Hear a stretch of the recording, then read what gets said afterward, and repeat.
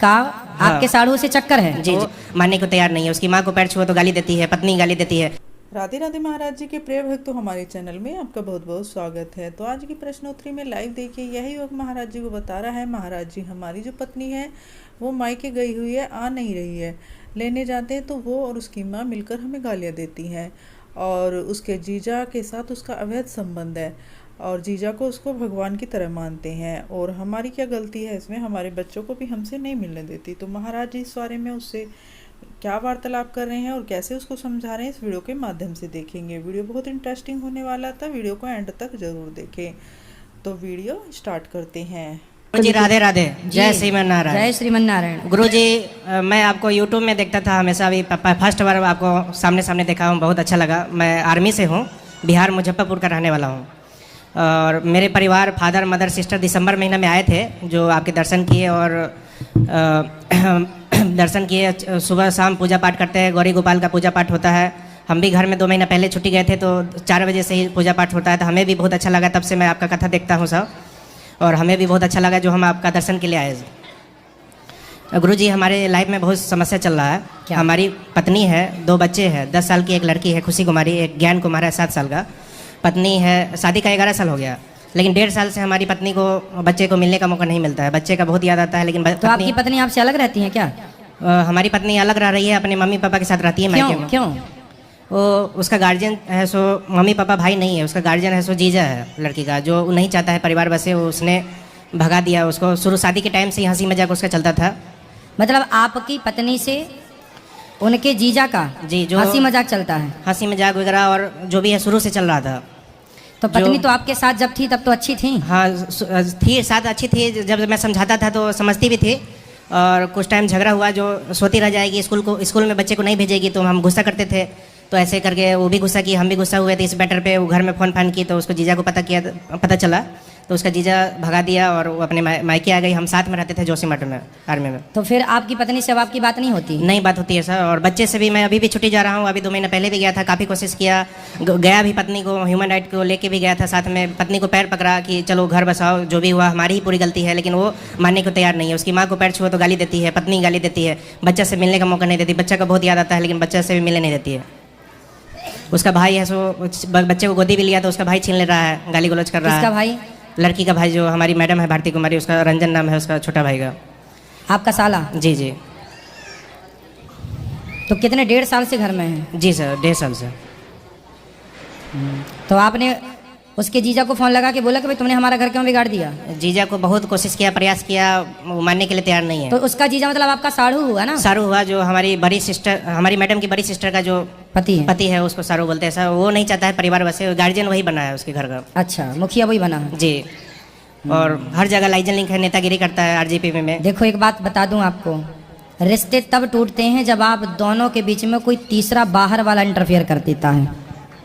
रिश्ते टूटने की वजह क्या है? जब आपके पर्सनल मैटर में, आपके पर्सनल जीवन में कोई बाहर का तीसरा जब इंटरफेयर करता है, जब वो प्रवेश करता है आपके जीवन में, तो रिश्ते टूट जाते हैं। इसलिए आप सबसे मेरी प्रार्थना है कि अपने रिश्तों को, पति पत्नी के रिश्तों को इतना मजबूत बनाओ, भाई भाई के रिश्ते को इतना मजबूत रखो कि बाहर किसी तीसरे को प्रवेश ना मिले, क्योंकि तीसरा केवल आपके जीवन में केवल जहर घोलने का काम करेगा।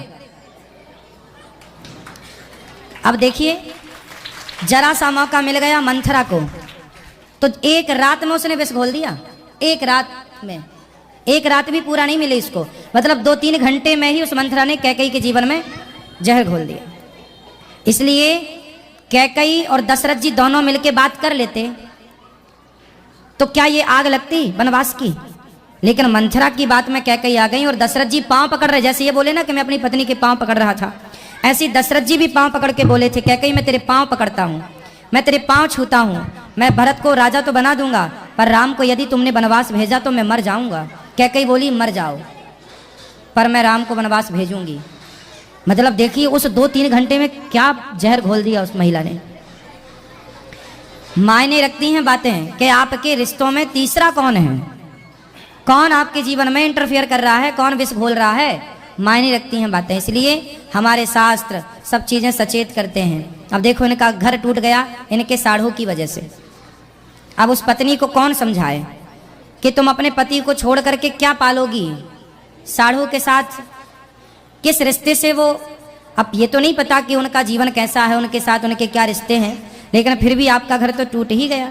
इसलिए मैं आपसे बस बार बार यही कहूँगा कि आप अपनी पत्नी से बात करने की कोशिश कीजिए, किसी और से बात करने से कोई फायदा नहीं। पत्नी से बात करने बाकी लोग तो चाहते ही हैं कि आपका घर ना बसे, और वो कामयाब भी हो गए इस बात पर। गुरुजी पत्नी से मिलने के लिए अभी भी मैं जाऊंगा, उसका पैर तक छूंगा। मैं चाहता हूं कि परिवार ना टूटे, बच्चा का लाइफ खराब हो जाएगा इसमें। उसका सारू, हमारा जो सारू है वो जमीन और संपत्ति का लोभ देता है कि आधा संपत्ति और पैसा आधा तो पेमेंट आपके पास कोई संपत्ति नहीं है, कोई काम धाम नहीं था? संपत्ति वगैरह सब है सर, लेकिन अभी जब वो अपने घर में रह रही है तो उसका सारू बोल रहा है, जीजा बोल रहा है लड़की का कि मैं संपत्ति पैसा दिला दूंगा और वहीं रहे अपने मम्मी पापा के साथ, और खुद अपने टाइम पास कर रहा है। वो टाइम पास कर रहा है मतलब अपने चक्कर में लगा है। मतलब आपकी पत्नी का आपके साढ़ू से चक्कर है? जी जी, आप ये कहना चाहते हैं? जी, हमारा बात वो सुनती नहीं है ना बात करती है। वो 12 बजे रात में भी तो फिर आपकी जो पत्नी की बड़ी बहन है वो कुछ नहीं बोलती, वो सुनते किसी का नहीं सुनता है। वो ना अपना पापा का सुनता है ना अपनी पत्नी का सुनता है। तो वो आप उनसे ही बात करो कि भाई तुम्हारा पति हमारी पत्नी के चक्कर में क्यों है? उसका पापा मम्मी भी इसको भगवान मान लिया है, उसको जीजा को, क्योंकि वो लोकल का रहने वाला है, वहीं रहता है और हर काम वो मदद करता है, तो उसको भगवान मान लिया है और उसी का साथ देता है। शुरू से उसका हर काम में सपोर्ट करता है वो। हम आर्मी में ड्यूटी में रहते हैं, बाहर रहते हैं। अच्छा, आप आर्मी में हैं? जी जी। तो आप ड्यूटी में बाहर थे? मैं तो साथ में रखा था, जो वहाँ से भगा दिया था लड़की का जीजा जो। तो आप आर्मी में हो यार, इतने बढ़िया 2-4 जमा नहीं सकते थे जब ऐसा किया आपके साथ?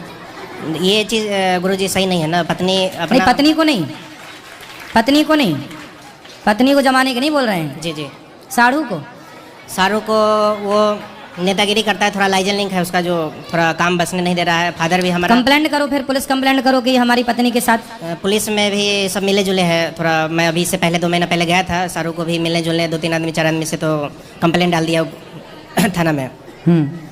तो थोड़ा मिला जुला है। आरजीपी में नेतागिरी करता है वो, गुड्डू चौधरी नाम है उसका।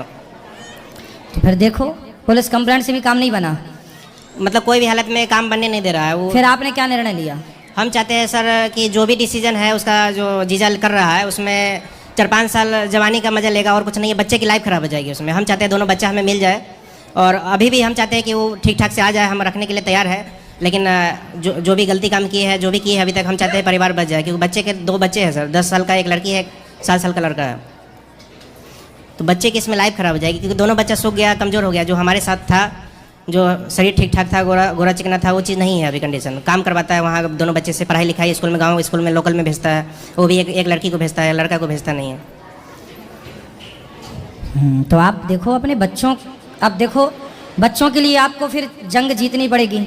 भगवान राम यही तो कह रहे हैं कि सीता को हर के लंकापति ले गया, तो राम उस लंकापति को से सीता माँ को वापस ले आए। हर पति का धर्म है अपनी पत्नी को वापस लेके आए। यदि वो किसी चंगुल में है तो आप उसे आजाद।